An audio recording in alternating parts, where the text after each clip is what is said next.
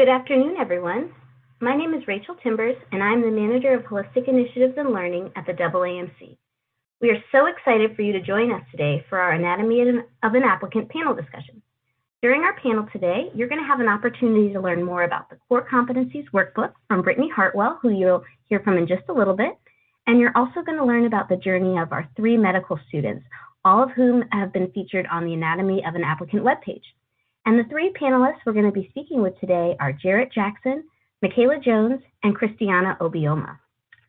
So just in a little bit, I'm going to ask our panelists to introduce themselves and talk to us about their medical school, their class year, and a fun fact. And after we hear from all 3 panelists, we'll turn it over to Brittany for an overview of the workbook. So let's kick off our introductions with Jarrett. So Jarrett, can you please tell us more about your medical school, your class year, and your fun fact? For sure. Thanks for having me. Good afternoon, everyone. My name is Jarrett Jackson. I'm a third-year medical student at Howard University College of Medicine in Washington, D.C., soon to be 4th year. And a fun fact about myself is I'm from Memphis, Tennessee originally, so my family competes in like barbecue competitions around the country, and they like win a lot of trophies and stuff. They take it pretty serious. So thanks for having me. I'll be looking for my invitation to the next barbecue, Jarrett. So next, let's hear Michaela. Hi, everyone. My name is Michaela Jones. I go to the UNC School of Medicine, the University of North Carolina. I am a part of the class of 2023. I just began my 3rd year. And I guess as a follow-up to Jared's fun fact, I have never had a hamburger in my life. Oh my goodness. We'll talk more about that offline. So thank you so much. And now let's hear from Christiana. Hi everyone, I am Christiana Obioma. I attend the University of Oklahoma Medical School. I'm currently a 2nd-year medical student, and for fun facts, I had like a fear of swimming, and I picked that up over quarantine last year. So, yeah. Oh. Well, quarantine has taught us a lot, for sure. So thank you so much. And now we're going to hear from Brittany, who will share some information about the AOA workbook. So Brittany, I'll turn it over to you for introductions and more about the workbook. Thank you, Rachel. Good afternoon, everyone. My name is Brittany Hartwell. I am the Lead Administrative Associate with the Students Affairs and Programs Unit at the AAMC. I've been at the association for a little over 7 years and had the pleasure of working with students and constituents on many projects such as this one. Thank you all for allowing me to join this session today and to give you a quick overview of the Anatomy of an Applicant resource.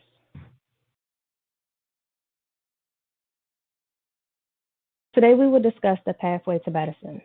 I will provide an overview of the Anatomy of an Applicant and then briefly discuss the self-assessment workbook.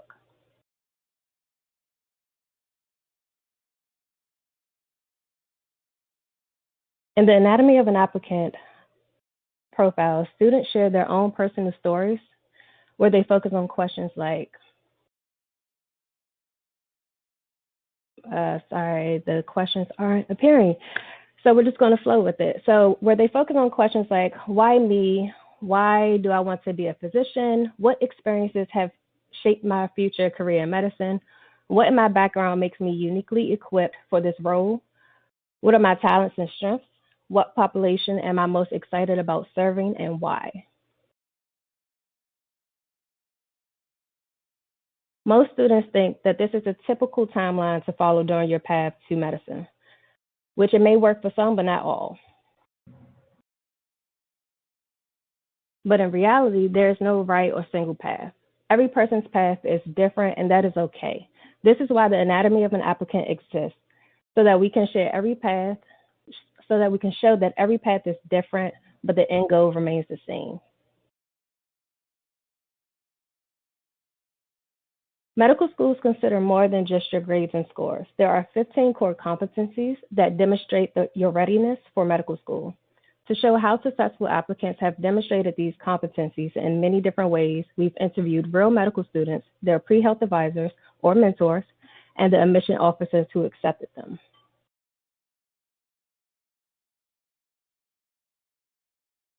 This is our landing page of the Anatomy of an Applicant, where we feature students and their stories on their path to medicine.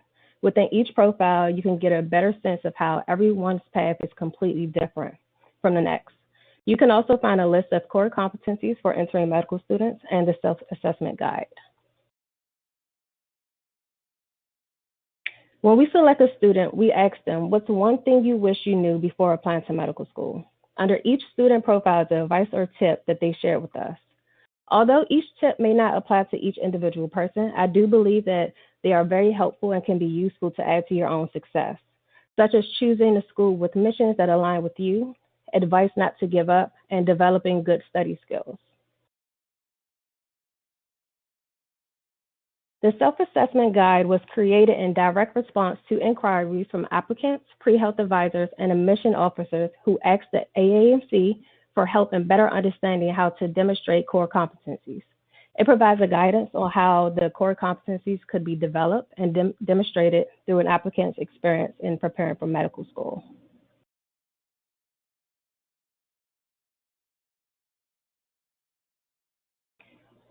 Here's just a quick look at the complete list of core competencies and what they mean, which is located in the self-assessment guide and also on the Anatomy of an Applicant website. Now we're just going to show a few examples of what to expect when you view the self-assessment guide. For each core competency, you will indicate your current level. For example, when reviewing your level of service orientation, you will write how you demonstrated this competency. You would explain why it's important, what it says about you, and what you learned and how you prepared for it.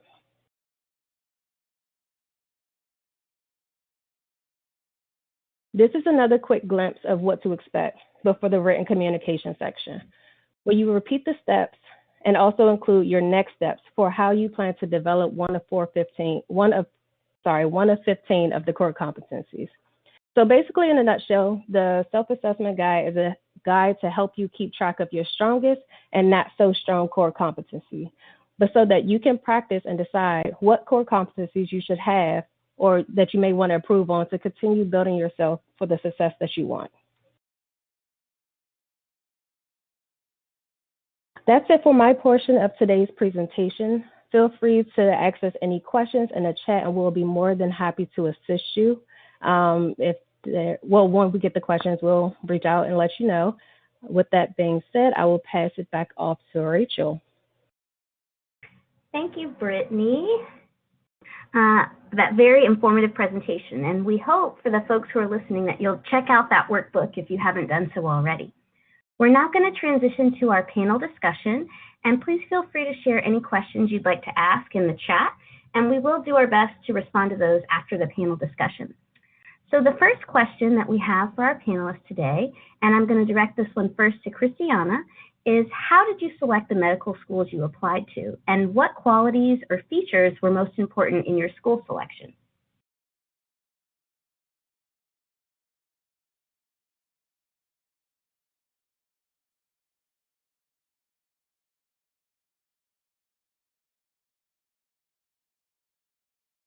Christiana, are you speaking? I think while we're waiting for the audio to transition there, Michaela, would you like to take a shot at that question? Sure. I had a list of things prioritized that I looked for when I was choosing a medical school and also choosing which medical schools to apply to. And number one on that list for me was finding a med school where I could continue to complete my passions, and one of those being serving the underserved community, not only where I could continue to do that for myself, but also to continue to create opportunities for other students. And the UNC School of Medicine has ample amount of resources and programs, and it's sprinkled into our academic curriculum that allowed me to do so. Also wanted a non-competitive, just a healthy environment. And one way that I kind of gauge that is by talking with students that are currently there on your interview days, just kind of look and see how people are interacting, how the students are interacting, how the faculty is interacting with the students. And then lastly, lots of people don't want to say it, but to me, cost was also important. I wanted to make the best financial decision as well. That's definitely a part of the consideration for sure. And I know that we've had members of our first team available to answer financial questions. So I hope that people who have that same concern have had a chance to engage with that. And it looks like Christiana's audio is working again. So Christiana, how would you answer that question? Phew. Yeah, I don't know what was going on with my mic, but I'm glad I have it figured out now. I kind of went with what Michaela was saying with looking at the school's values and making sure they're aligned with my values too. So service to the community was something big. And also whenever I had shadowed some doctors at the University of Oklahoma, I'd watched their interaction with patients and I saw the compassion they showed, and that kind of like drew me to the University of Oklahoma Medical School. Another thing that was also important to me was teamwork. So at OU, we have like the module system where you actually get to learn to work best with some of your classmates, and you get to help each other out throughout medical school. So that was also something that was also very high on my list, in addition to community service and being compassionate towards everyone. Excellent. So Jarrett, so far we've heard about service and teamwork. What were some of the features that you were looking for during your medical school search? So for me, I think, like I know at the beginning of my journey, I kind of stratified the schools based on like which ones I felt I had a good chance, which ones that I felt like would be a little bit like safety schools, like in case I didn't get in anywhere. So that was one aspect of it. And then also through talking to people like at my own school, I went to Howard for undergrad as well. So any upperclassmen or anyone that I know that went to medical school like ahead of me, I talked to them, and I think I applied to most schools that already knew someone that was already attending. So I had a better understanding of kind of the inner workings of the school, how the classes were set up, and then kind of the things that you don't hear about on interview day, where they're kind of trying to give you the best possible version of themselves that you can. I think when you actually get to talk to students that go there, they can tell you like kind of more detailed in terms of what they like, what they don't like, and you can make a more informed decision. Another thing for me was location. Like I said, I went to Howard for undergrad as well, and I did a lot of work at the NIH, which is right outside DC in Maryland. And so that was big for me, was being able to still be in the area and still be able to keep and maintain my connections with the NIH even once I was in medical school. So I heard you talking about that peer network in kind of the first part of your answer and asking them questions and even thinking about applying to some of those schools. Were there other ways that you got answers to your questions about applying to medical school or just about the admissions process in general, Jarrett? There were other ways, like I guess like going on the website, like talking to admissions officers, going to like admissions fairs, things like that. But I think the most effective way is just talking to students that are physically there now, because like I said, they can give you kind of the nitty gritty in terms of what they like and don't like, and there may be they'll be able to kind of keep it more candid and be a little bit more open and real about how their experience is versus if you were to meet someone at like an admissions fair or something like that. So I'm a big proponent of kind of trying to seek out actual students, whether that be someone that you knew who went to the school, or if not, just making connections via social media or reaching out however you can to people that are actually there now. I think is the most effective way to really get a good understanding of how the school functions. And Michaela, what about get answers to your questions about applying to medical school or about just the admissions process? I think that Jared was completely correct, and I just 100% agree with him that your best resources are going to be either current students or recent graduates of said medical school. They know the school in and out. They can give you a perspective that the faculty may not even be aware of. I also think that I use, maybe for some more objective information, I use the MSAR which spells out a lot of the curriculum differences, looking at location and things like that. But then also, well, I guess surprisingly, I used a lot of the admissions office advising services. So maybe if you feel as if you may not go to a school and that has great advising, or maybe you're just not connecting with an advisor that you've been assigned to, lots of medical schools have admissions officers that are more than willing to discuss your application with you. And I encourage everyone to take that opportunity.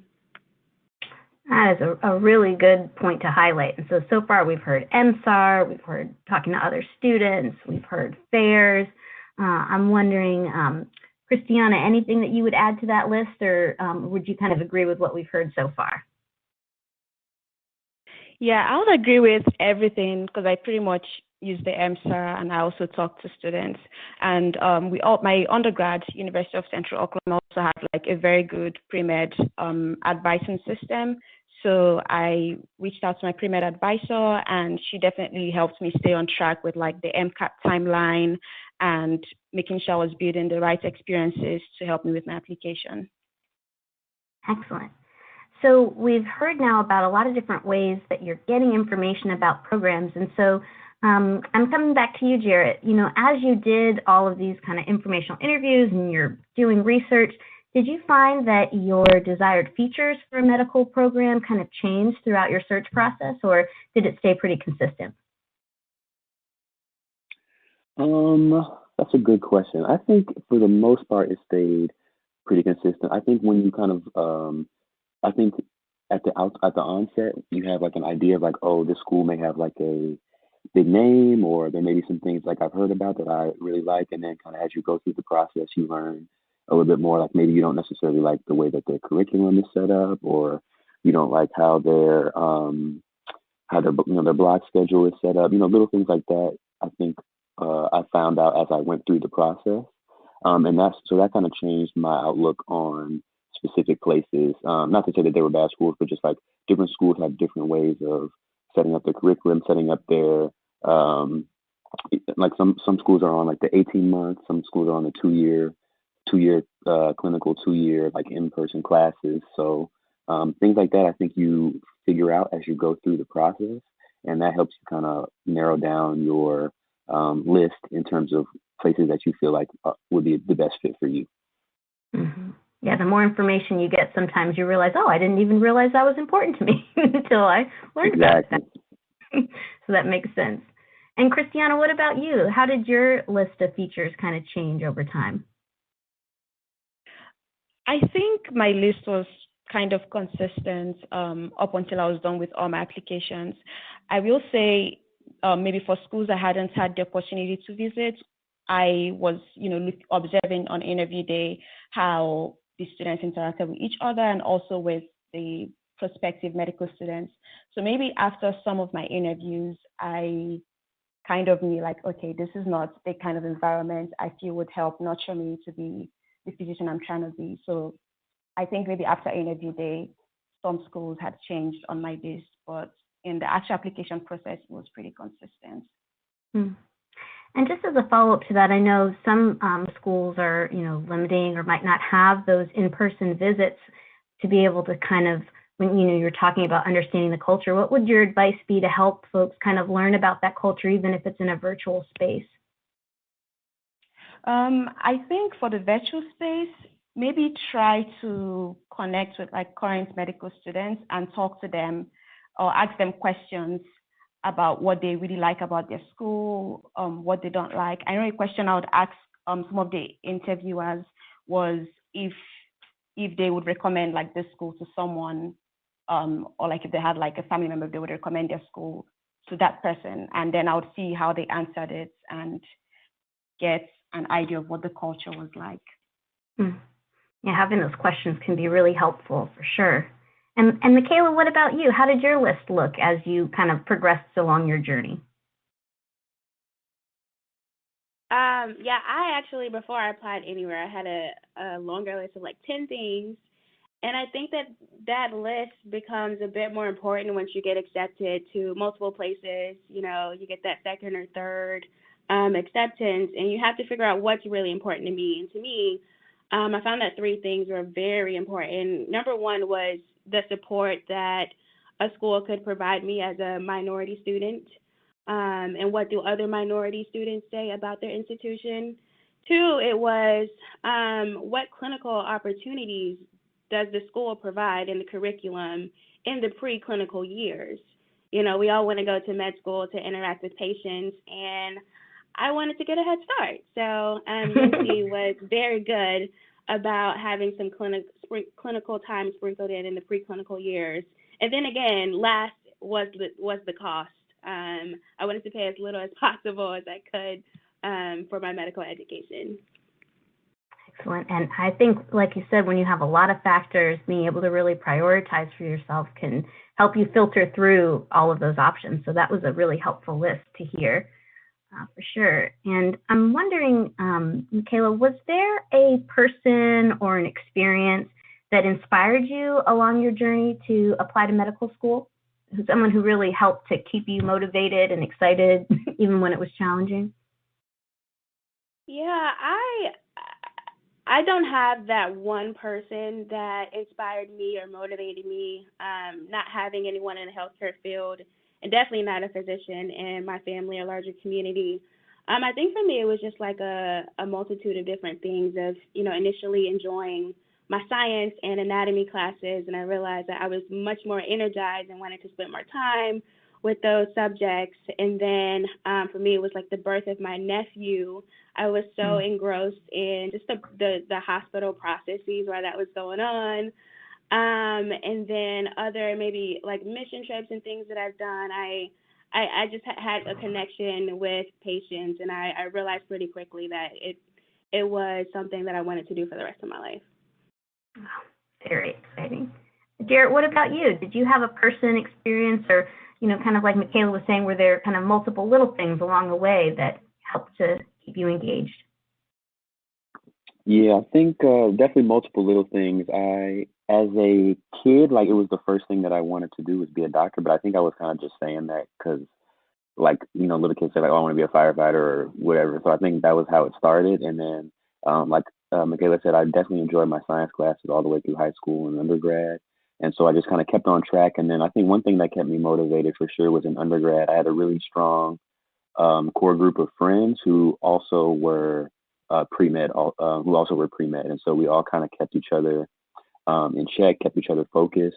I think it's a little bit easier when you have a support group, like an immediate support group, like your friends who are also kind of on a similar journey, in order to stay motivated, in order to, you know, check in, keep the faith, keep going when things get kind of tough, as they always will, you know, regardless of, you know, how smart you are, things are going to be tough at some point. So I think it was really beneficial for me to have that friend group that was also pre-med, and now there's three of us, and we're all in med school currently. So that was really helpful for me. It'll be really exciting to see how that evolves as you all go through medical school and residency, and then even into your professional careers as physicians that already have that. For sure. One of my friends is he's about to graduate actually in like a few weeks, so he'll be the first one, and then me, and then my other friends coming up right after us. So it's like a 3-year span of graduation. Very nice. And Christiana, what about you? What has kind of inspired you along the journey? Going based off what the other panelists have said, I would definitely say having like a support system that have similar goals as you, that would keep you on track. Personally, I think my military training definitely helped inspire me too. From the physical training where I learned like discipline and how to stay focused and time management, to the medical aspect of the training where I learned like basic emergency medical skills. All of that helped me whenever I was done with the training, want to like pursue, or, you know, I was more confident, like, okay, I wanted to pursue a career as a physician. And just those skills I had acquired helped me with like staying on track with my application process, and have also been helping me throughout medical school. So we've spent a little bit of time talking about ways that you all have kind of maintained that momentum when you were looking for schools. And Christiana, I'm wondering, kind of looking ahead, how do you think you will inspire, support, encourage future aspiring medical students? So last year, I and some of my colleagues had founded the local chapter of the Student National Medical Association. And within this past year, we've had like different fairs where we've reached out to high school students and also college students that are interested in pursuing a career in the medical field. And we basically try to like encourage them, help them stay on track. Personally, I've helped mentor some people and helped them through their interview process and application process. And that's something I look forward to continue doing both as a medical student and a physician in the future. Oh, very exciting. And we're going to get to that leadership in a little bit, but I'm bringing it back to Christiana here because I remember you talking about how service was a really big part of your process. So I'm wondering, what are some ways you want to inspire, support, or encourage future or aspiring students? Oh, sorry, I meant to say Michaela. Sorry. I think starting back home. I love when people's children from back home, people I grew up with, they have questions about, being a pre-med and starting medical education. So I think it starts back home in my community, just being available to answer questions. I have recently decided to get involved with medical education. Just to be an example of, a minority teaching people who thought they could have never gotten to this point. And I think that, well, without going too much into that, I want to be involved in medical education. And then lastly, I've recently been involved in the UNC Medical Mentors program, which is we take undergrads from UNC maybe 2 or 3 a year under our wing, and we meet a few times a semester just to make sure they're on the right track and answering any questions that they may have about the application process. Ooh, sounds like you're very busy. That's a lot going on for sure. And Jarrett, what about you? How are you inspiring kind of the next generation of aspiring medical students?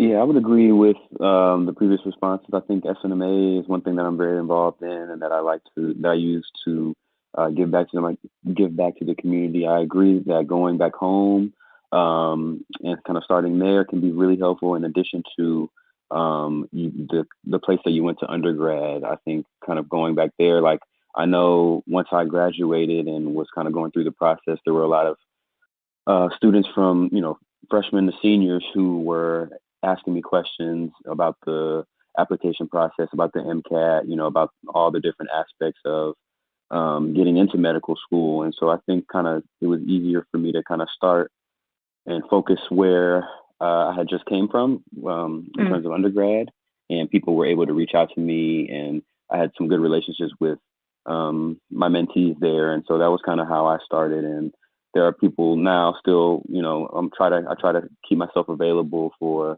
any student who has any questions to ask. And I'm a little bit removed from the process now, but I still, definitely try to keep myself available. Right. Kind of grow where you're planted a little bit until you branch out. Yep, exactly. And I want to come back to this leadership piece because, Christiana, you talked about helping to kind of found an SNMA chapter at your institution. So, to be considered competitive as an applicant, we know it's recommended you find opportunities for leadership service. And so, what are some examples of other leadership experiences and that folks who are listening might want to pursue? And how can people continue to look for leadership experience even after they've graduated from undergraduate? I would say there's a lot of I don't know about everybody's college, but I know my school had like a pre-med club, and they had different organizations. With leadership, it doesn't have to be necessarily something in the medical field. It could be just anything you're passionate about, and then just trying to kind of like take a stand, like step up in whatever it is. I personally, I had some leadership experience with from being in the military, and I was also involved in some organizations, including my school's pre-med club. And I think the most important thing about leadership is not just about the title, but learning how to work with people from different backgrounds. So if it's volunteering or whatever it is, but just learning how to work effectively and inspire other people from different backgrounds, that's something very important. It's not always a formal title. That's a really good point. Exactly. Jared, how would you answer that question? When you think about leadership experience, and as people are on the call might be thinking about how to gain that leadership experience, kind of what would your advice be?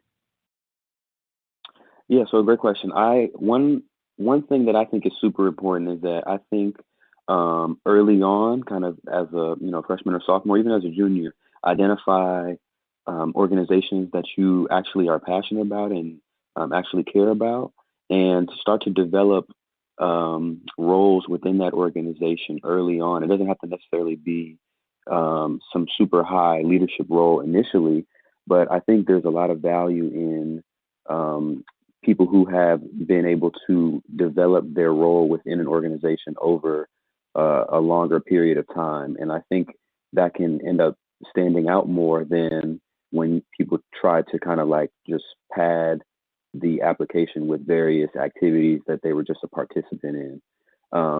So, and I don't think it has to be like a crazy amount of things. Like, it's honestly the same, as I get ready to apply for residency, it's the same kind of idea. Like, I think if you can show that you have several organizations that you actually had a committed interest in, and that maybe you started as just a member, but then you were able to, by the second or third year, you have an actual role on the executive board. I think those things look very, very good. One example I can say is I was in my sophomore year, I got into a research lab, HIV research lab at the med school at Howard while I was a sophomore, and I was just initially just doing like a lot of bench work, pipetting, transferring slides, like all that type of stuff. But then by my senior year, I was very, very active in terms of how the lab was run day to day. That's actually how I was able to get my position at the NIH, was through the work that I had done in my lab at the College of Medicine. So, but that wasn't necessarily something that I like super planned on when I first started. I just wanted to I was interested in some research, and so I wanted to be involved in that. And then, I had time since I started as a sophomore to really develop my role within that lab. And I think that's very important. I think that looks very good on applications when you're able to show a committed interest over a period of time rather than just kind of sporadic participation. Now, you said a lot in there about, kind of keeping your eyes open because you didn't know that opportunity was going to be there, but you were ready when it presented itself. And I like what you said, too, about the need for leadership doesn't just end once you get into medical school, because there's still residency as well. So really good things to consider. And to kind of round out this question, so Michaela, you talked about a lot of different things that you were involved in before. What is your advice for students related to leadership experience, both maybe while they're in their undergraduate institution, but even after they've graduated? Yeah, I think we've touched a bit on getting that experience while you are, during undergrad. But for those of us that took a gap year or are considering it, sometimes it could be hard to figure out what you want to do, what you have time to do, if you have the cost to get, certifications, and then now we're adding COVID on top of that, and there are lots of restrictions. And so one thing I did was I was interested in clinical psychology research. The lab that I was a part of in undergrad, there was an opening to be a lab manager, and so I was able to do that. If an opportunity like so is not available to you, I think that it's it'd be a lot easier to find an existing project that you're interested in and figure out ways that you can create spin-offs and expand upon that project. I also think that, outside of research, there's a lot going on in the world today, and there's service to be given in multiple avenues, and I think finding different service projects in your community, such as, food insecurity, maybe helping to create a food pantry, or something very relevant to the time is helping out with COVID testing, and maybe providing the framework for vaccine drive-bys could be good opportunities for people that have already graduated. Mm-hmm. Those are all really good suggestions, and I like how you brought up the piece that, you know, it looks different for everybody. So sometimes you are taking that gap year, and you also talked about how COVID has changed a lot. So I'm wondering, when you think about COVID and some of the limitations on things like research or shadowing as they've been canceled or maybe altered in really big ways, would you recommend that people consider doing a gap year now? That is an interesting question. Would I recommend that people consider doing a gap year now? I would say consider the reasons why you're interested in doing a gap year. For some people, they are not able to financially apply to medical school without that gap year. For some people, they just decided that this is the path they want to take. And for some people, they understand that they need to kind of beef up their application.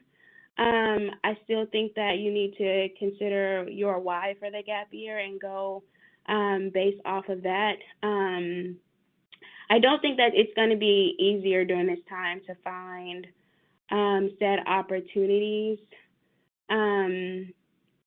But again, I would just go back to that why. And it's going to look like something different for every person. And so I can't give a broad stroke or general advice on that. I'm sorry. I'm wondering if the other panelists have a good answer for that.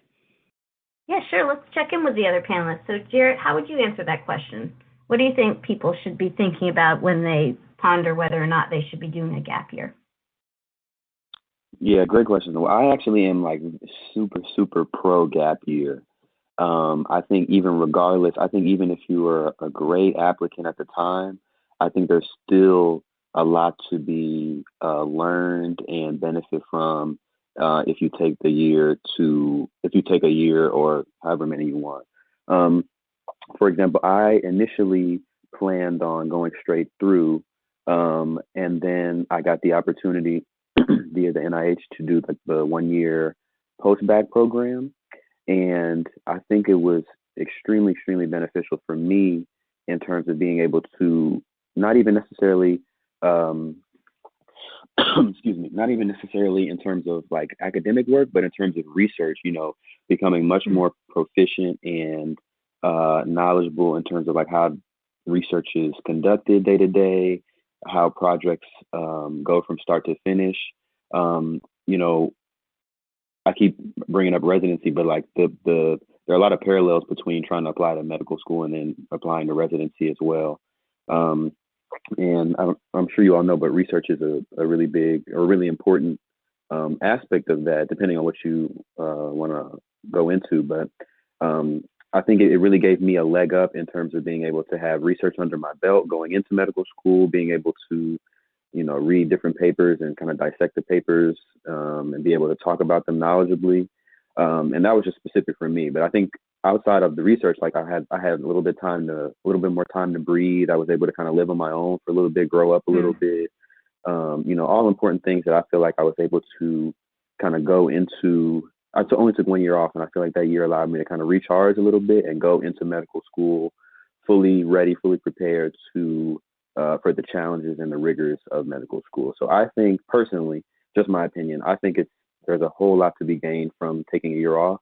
But I agree that you should be trying to do something productive, and the why is very important. But if you have an opportunity to, you know, maybe do some research, or even outside of research, if you have an opportunity to that you're interested in, I think it's definitely worth considering. And I think it could only benefit you if you're able to kind of beef up your application, but also, you know, take some time to kind of learn yourself a little bit more and get a better understanding of who you are before med school starts.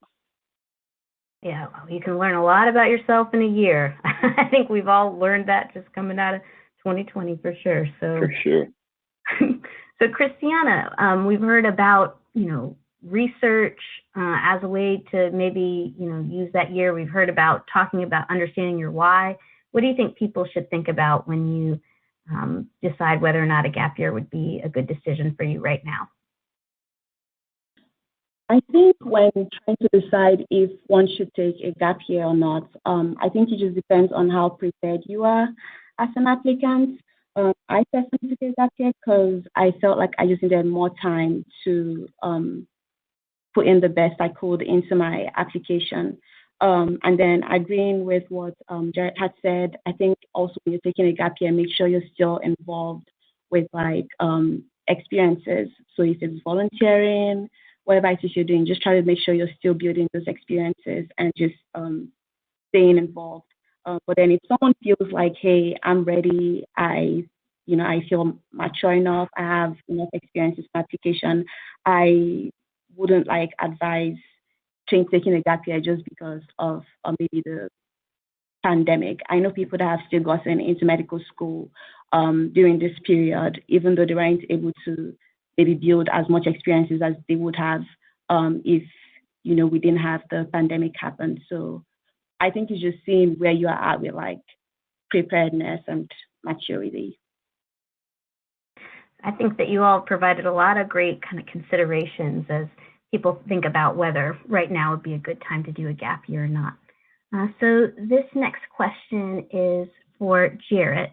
So looking back, if you could have changed anything about your application or about your admissions process, what would you change or do differently?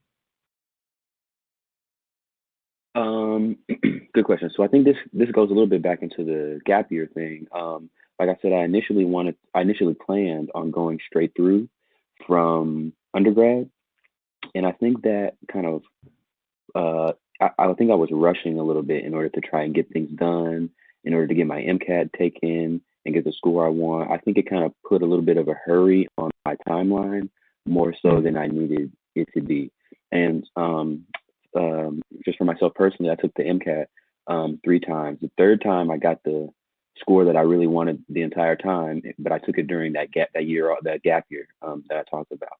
And I think the first 2 times I was literally just rushing, trying to get it done in order to meet the because like when you're trying to go straight through, you really have to have all that stuff done by your junior year so that you can be able to submit by the deadline during your senior year, and then go on interviews during your senior year, and then make that decision second semester.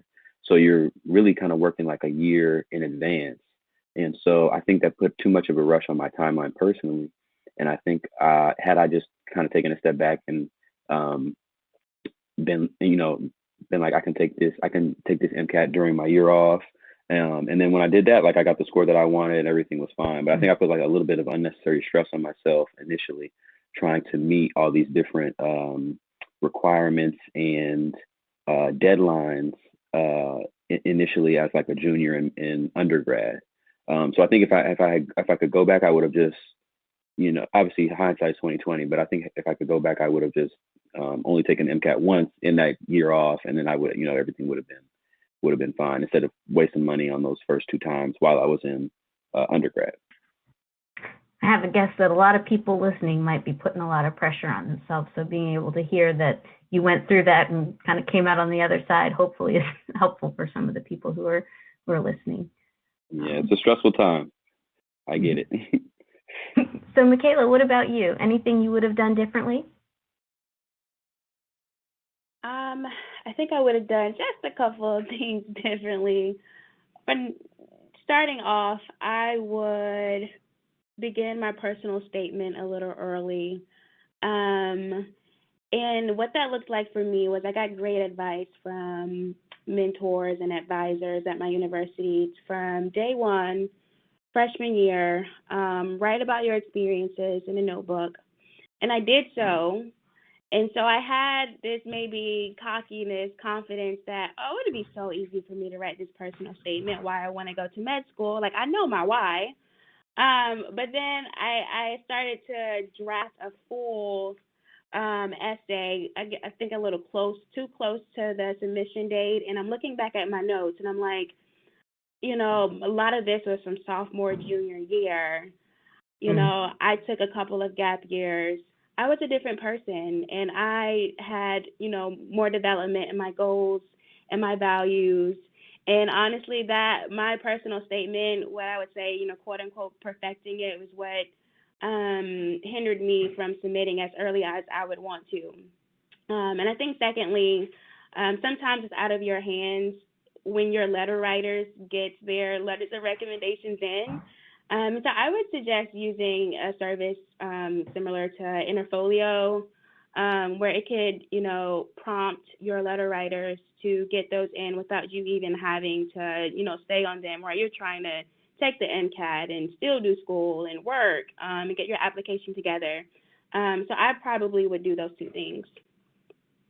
Great. So we've heard kind of thinking about the personal statement, and you referenced some resources there. We heard about kind of thinking about the amount of pressure you're putting on yourself.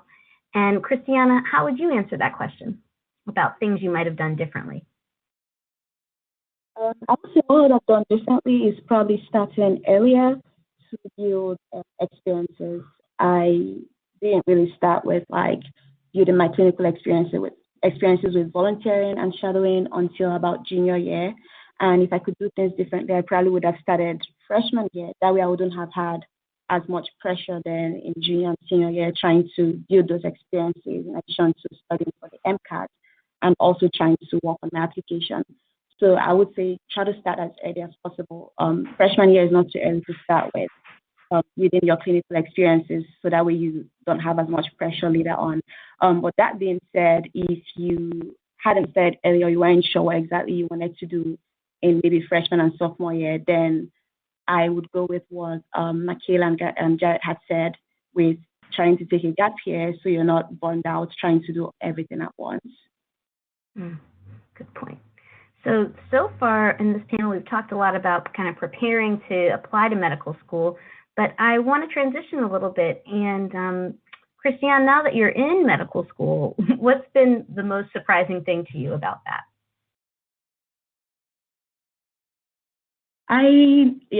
The pace is, everything goes by pretty quickly. So that's something that I've definitely had to adjust to. I would say learning to, or being open to adjusting, even with study skills. So prior to medical school, I never really used flashcards or Anki. And then now in medical school, I had to learn how to use flashcards and Anki to study more effectively. I would say procrastination doesn't help at all. So trying to stay or keep up with stuff every day definitely helps avoid unnecessary stress in medical school. And I think just also prioritizing my wellness is also something sometimes I'm like, okay, I just need to take a break and take care of myself so that way I'm in good shape to actually learn the material and prepare myself to be the best physician I can be. But I would say the pace was surprising. I had to adjust to that. I like that reminder about the well-being too, that even though it's a lot, kind of trying to carve out that space for well-being is important also. So, Michaela, what about you? What's been most surprising now that you're in medical school? That part. That's definitely been the most surprising thing to me. Although it is fast-paced, although they keep us busy and we want to perform academically, up to our standards and your institution standards, I think that was most surprising to find out that I still had time to do the things that I wanted to do. I found a few non-negotiables before starting school, things where, I know that for my mental health, for my mind, body, and soul, I needed to continue doing those. And I was, surprised to find that you will have time to do it if you make time to do it. Continue to follow the things that energize you. That is a really good message to keep in mind. You can find the time if you make the time, and like you said, those non-negotiables, so kind of knowing that up front. All right. And Jarrett, what about you to close us out on this question? What's been most surprising to you about medical school? Yeah, I think that's a great point that was just made. I think initially when you come into medical school, you're not really sure what to expect. It's going to be hard, but in terms of the day-to-day life, I guess you can't really fully know until you're in it.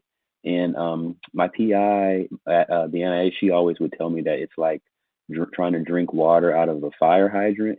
So there's so much information that's being given to you on a day-to-day basis. And I think initially I was, trying to figure out the best way to learn all the information and still have, a personal life. And it was a little bit tough initially trying to balance those things. But I think now as a third year, I can look back and really kind of marvel on the growth that I made in those areas and being able to, have a really balanced personal life, but still get, your work done, get your things done that you need to do. And med school is stressful. The first year you're trying to kind of get your bearings. And then second year, you have step one coming up. I think actually it'll be pass fail starting in January. So that may be a little bit less of a stressor, but for me, I was stressed all second year. I'm like, oh man, I got to get the score I need for step one. It was always like a looming cloud over me the whole year, but I made it through that fine. And then, now it's a third year. I can say now as a third year, I'm starting to really, really enjoy and kind of see the benefit due to the fact that as a third year student, you're in the hospital, you're doing a lot more clinical things. It feels like I'm actually part of the team, like I'm actually doing like doctor stuff. Whereas the first initially it's kind of like, I'm just learning. I feel like I'm just a student learning a lot more difficult things, but now I'm like actually doing doctor stuff. I'm on OB-GYN right now. So on the night flow. So like last night I helped with a C-section, emergency C-section, you know what I mean? So it's like a lot of like hands-on stuff that I'm able to do now. That's really, really exciting. And it's kind of like, the light at the end of the tunnel, starting to see it. So I think that's kind of been the most surprising part for me. Great. So I have one last question before we turn it over to our Q&A. And, we've talked about a lot of different topics today, and I think you all have shared a lot of great resources. And Jarrett, just kind of starting with you to kick us off on this last question here, what's your kind of closing advice for the people who are listening about, either preparing to apply to medical school or just about the transition to medical school? What would be your closing piece of advice for people to consider? Yeah, my closing piece of advice, I think, would be to just follow your own journey and kind of listen to yourself more than anyone else. I think a lot of times we put like these external pressures on ourselves, whether they be from our parents and our family or our other friends or, expectations that other people may have for us that don't necessarily align with, how we know ourselves. So I know for me, my parents were always very, very supportive, but they didn't fully understand they just didn't know that I think the average age of medical student, incoming medical student is like 24, 25, something like that.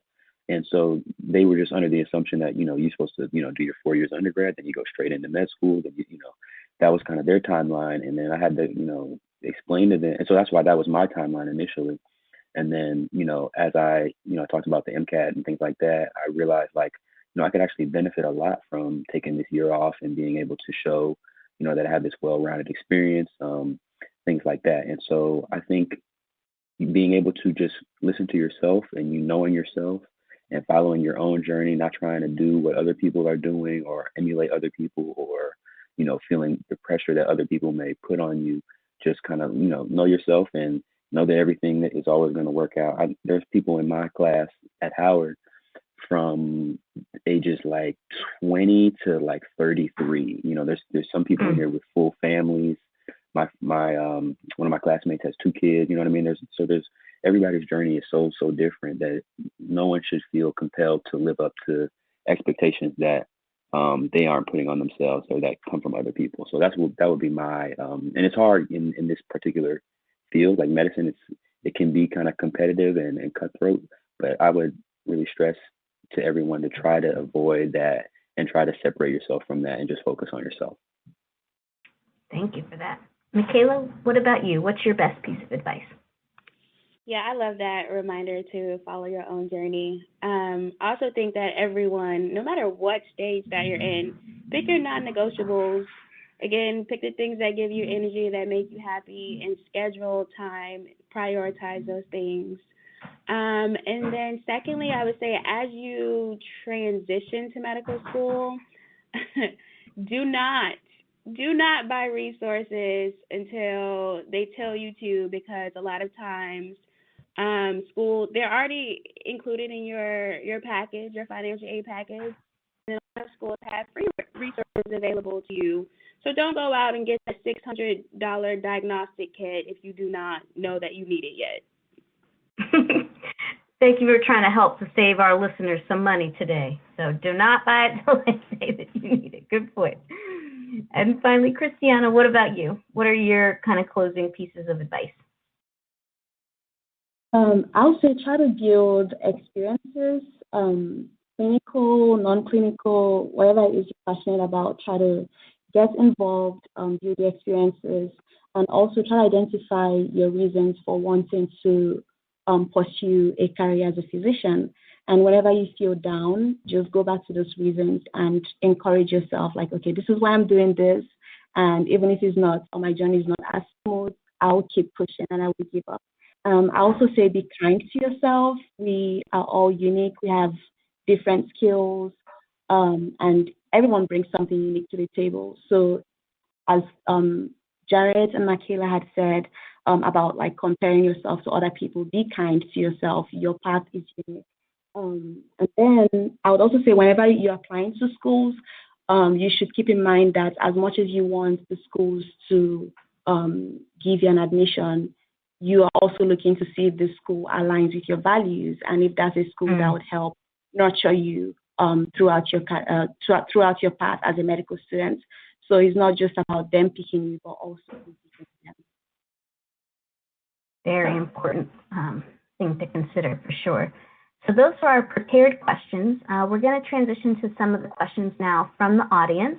And Michaela might have to step off a little bit early. So I'm going to give the first question to her since we have extended our panel just a little bit.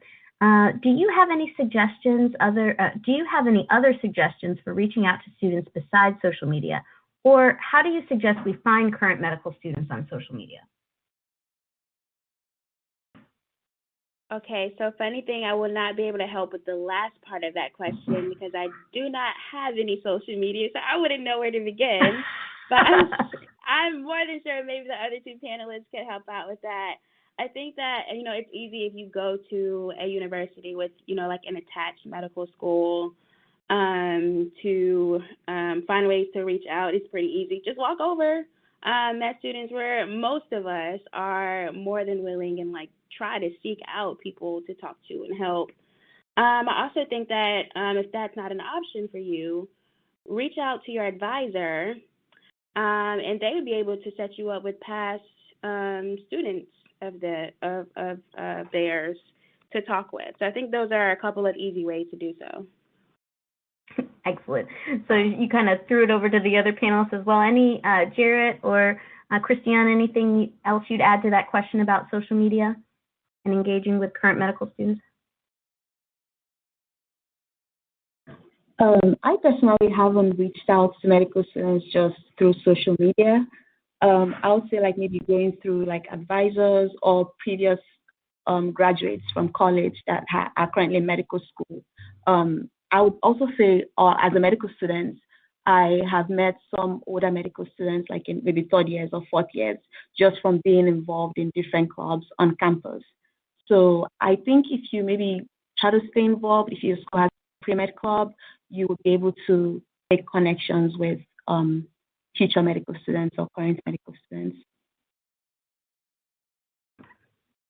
All right, and LinkedIn is also another option as well. I saw that one there. So our next question here, I'm scrolling through.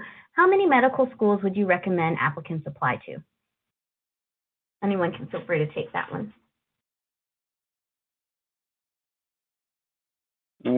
I think this can be a little bit case by case, but you definitely want to apply to a good amount to where you have to where you feel that you have a kind of a safety net in a sense, and that all right, I should be able to get into at least one of these schools, so that number can be different for everyone depending on your application. I personally applied to, I don't even remember, it was probably 15, I want to say, something like around 15, I believe. But I know some people have applied to a really huge amount, so it can be up to you. But another thing is to keep in mind the cost. I don't have the numbers on the top of my head, but I know it's to submit the first application is I don't remember, maybe 100 something, and then each or to submit to one school is 100 something, and then the subsequent schools each are $60, $80, something like that. double check my numbers because those are just off the top of my head, but it can add up very quickly. If you're applying to 20, 30 schools, you could be very, very high up in terms of cost. So that's something to keep in mind in terms of what your list is going to be and where you want to apply to. But I think it's helpful to like make a list based on like, all right, these are a few reach schools. These are schools where like I feel like I have a pretty good shot based on the numbers that they typically admit or the demographics that they typically admit. And then maybe a few safety schools that you feel like you have a really good chance of getting into. I think no matter the number within reason, if you kind of stratify your list based on those three types of schools, then you have a good shot of being accepted somewhere. Christiana, anything you'd add to that? I applied to about 8 or 9 schools. I can't remember exactly off the top of my head. But I don't think there's like a certain ideal number to apply to. I think it just depends on what you're looking for in a medical school. I also say keep in mind like the costs, as Jared said, and then additional costs like maybe, with COVID now, most things are online or virtual, but whenever it was normal, like traveling there for the interview, maybe having to get a hotel, all those extra costs too. And I also say very important, look at the demographics and kind of like based off your maybe MCAT scores or your stats and what the schools look for whenever they accept students, if that's probably like a good fit for you whenever you're deciding how many schools or what schools to apply to. And earlier in the conversation, Jarrett had mentioned, there were people in his class who, for instance, had kids. So one question that came through is, I'm a mom and a wife. How do students balance their personal lives and succeed in taking in all of the knowledge and experiences while maintaining mental and physical health?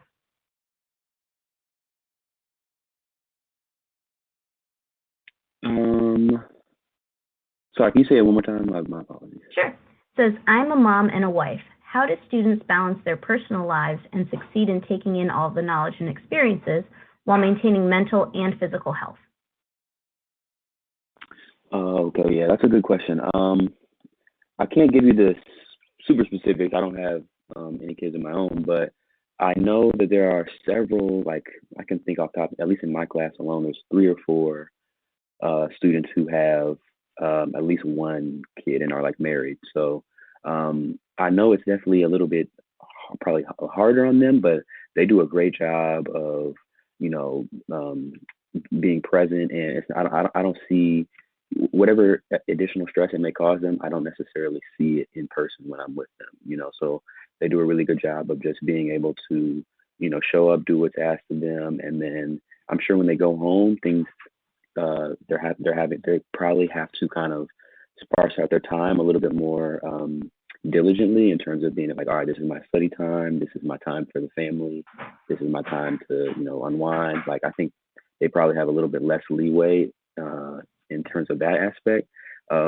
But I think it's probably also like a trial and error thing. Once you kind of start, you're able to get a sense of how the schedule is, and you get a better sense of what you're able to do and how you're able to best schedule time so that both your school work is taken care of, but also you're not neglecting the people most important to you at home. And Christina, do you have any tips for kind of maintaining that mental and physical health during the challenges of medical school?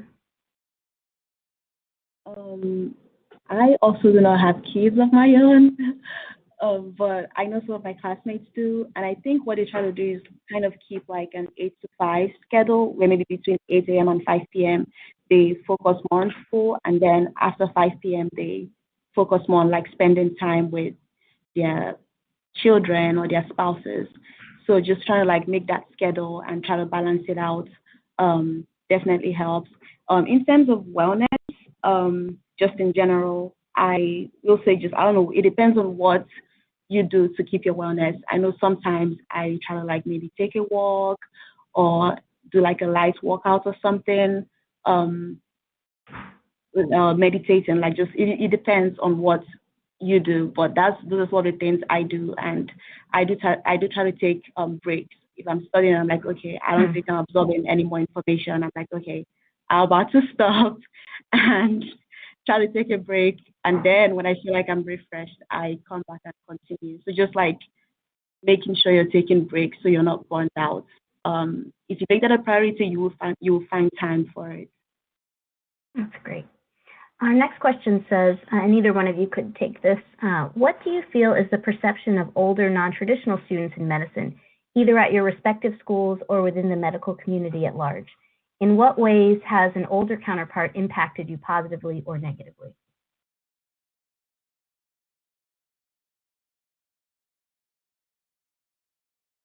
I can't think of any negative interaction so far. I'm a second year I have had with a non-traditional older medical student. If for anything, I feel like I have been positively impacted.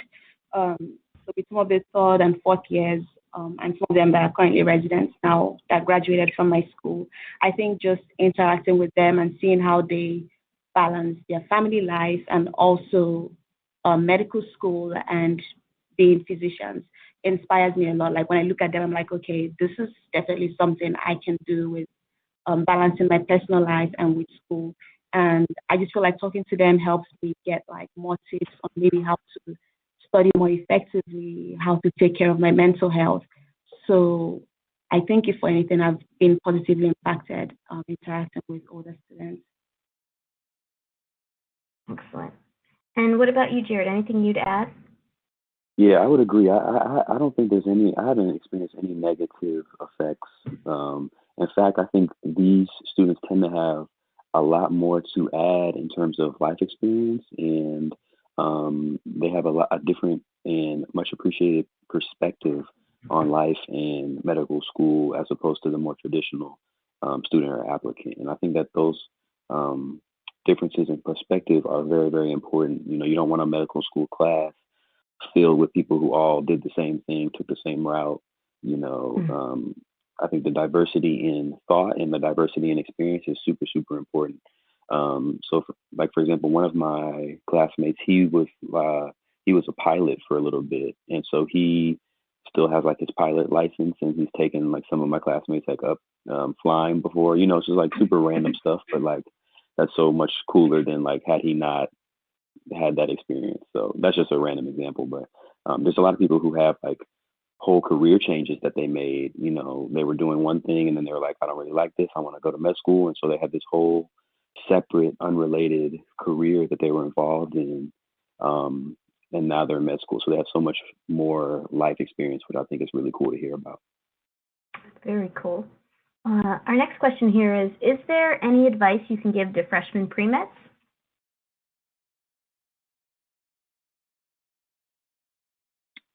I would say the most important thing is your classes. Like focus on your school for now, and try to get into a really healthy and good rhythm in your classwork to making sure that you're putting yourself in the best position possible by the time you graduate, and that starts with your classes as a freshman. But then also, you know, with the available free time that you do have, start trying to look for, you know, like I was talking about the extracurriculars earlier. You know, maybe one or two things that you're like, oh, this is really interesting me, and start participating in those, you know, early on. And as a freshman, like if you're able to kind of, you know, see different organizations and different volunteer group, whatever it may be, and you're able to kind of participate in those during your freshman year, you can kind of figure out, oh, you know, maybe this one volunteer org I really, really liked, and I really like what they do. I'm gonna stick with them. And then by the time you're, you know, sophomore, junior, you've amassed so much time with this particular org. Now you're in a position to potentially, you know, run for president one day, or, you know, have a more higher up leadership role within the org. So that's kind of how I approached it. I tried to kind of scout out things that I may want to be involved in. And then as the year go on, I was able to whittle it down and to specific things that I was most interested in. And then I could have a leadership role by the time I was a junior or a senior. And Christiana, any other tips for those freshmen? Oh, sorry, I interrupted you. It's okay. Go ahead. I agree with everything. I agree with everything Jared has said. with focusing on your classes. That's very important. And also the experience part, especially clinical experiences, because as you advance into junior and senior years, then you're trying to work on the application and also take the MCAT. So if you can build those clinical experiences in your freshman year, that would definitely be helpful. And I would say maybe try to keep a journal. So I don't have to write details maybe of the experiences you've had, but just general points about maybe your shadowing or your volunteering. Because sometimes when it's time for the application and you've not been keeping track, you tend to forget what all you've done over the past 4 years. So just trying to keep a journal is actually very helpful when the application comes. Excellent. And our last question here is, how did you all cope or handle rejection from medical school? Or if we want to broaden it out, what would be your recommendation to help people kind of handle rejection that might occur as a part of this process?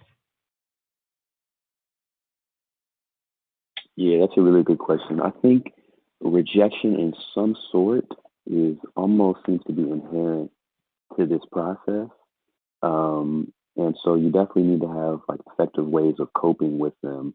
There were some schools that I just got flat out denied from, that I wanted to go to, some schools that or at least thought I wanted to go to, some schools that I got waitlisted on, that I thought I would have a good chance of getting into. And I know initially, like, I felt a little bit down, but then I think everything tends to happen for a reason. I know it's like super cliche, but like me being at Howard was super, super good. I had already been here as an undergraduate student, so I had a really good understanding of the med school already. I already had really good relationships with different professors in the med school already. And then, like I said, my NIH experience, it being like 20 minutes away, I was able to still, like, even now, I'm still able to facilitate connections through that time that I spent there. So I think it really all worked out for the best. Like, I really like being in DC a lot, and it allowed me for an easier transition coming in as a first year because I was so familiar. That's just my personal experience. And then obviously having the opportunity to continue my research work was important to me too. So I think it always ends up working out the best way that it's supposed to. But I don't think there's anything wrong with feeling those emotions at the time, but eventually you got to kind of like, all right, it's time to, move on. It's not like I'm, in a bad place or anything like that. Like I'm doing well. I'm about to, be a fourth year, about to be in residency. Like everything is going just like I wanted it to go. So keeping it in perspective is super helpful. Ooh, perspective is so important. And Christiana, you have the last word in our panel today. What would be your piece of advice on this topic? I will say back to what I was saying about being kind to yourself. I know sometimes when you get rejected, the emotions that come with it are not very pleasant. But just reminding yourself that, hey, just because you got rejected this one time doesn't mean you failed. And a lot of medical students actually applied twice or applied, it wasn't just a one-time application cycle and then they got in. So just keeping that in mind. I know some medical schools have like maybe feedback sessions where they can go over with you like, okay, this is how your application came off and this is what you can do to make yourself more competitive for the next cycle. And most students end up getting in the next, like the second time they apply, if they didn't get in that first time, whenever they work on some of the things that maybe they didn't have on the applications the first time. So just making sure you're kind to yourself. It's okay if you cry a little bit, but make sure to pick yourself back up and seeing what you can do to make yourself more competitive, and just don't give up. Oh, what a great way to end our discussion. Be kind to yourself and don't give up and kind of keep that perspective. So this does bring us to the end of our program, and I want to thank our panelists as well as our presenter for a really great program today.